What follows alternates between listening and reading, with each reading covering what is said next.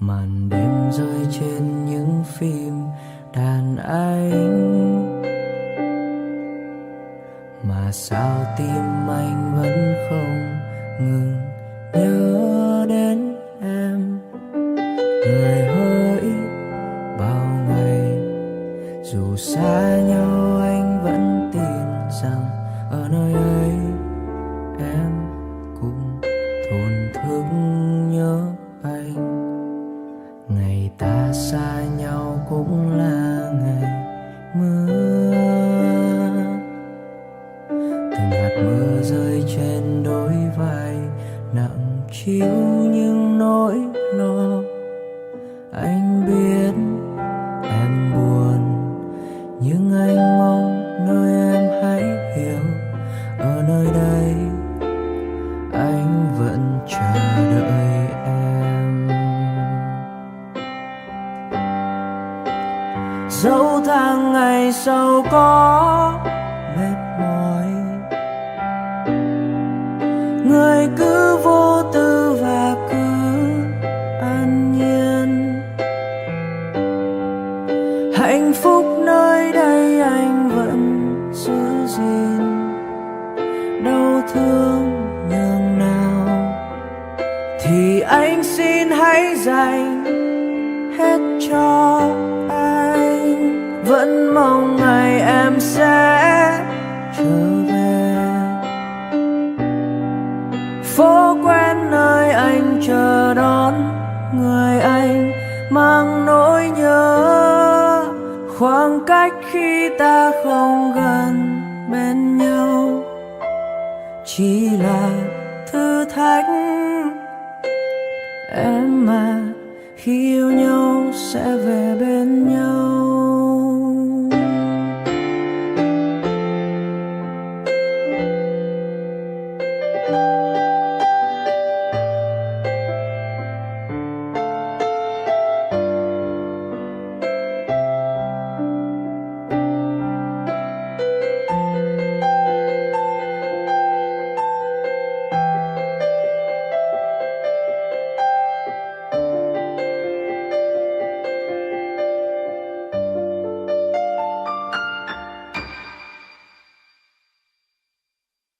Màn đêm rơi trên những phim đàn anh,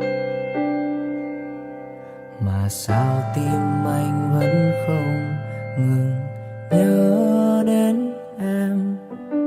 Người hỡi bao ngày, dù xa nhau anh vẫn tin rằng ở nơi ấy em cũng thổn thức nhớ anh.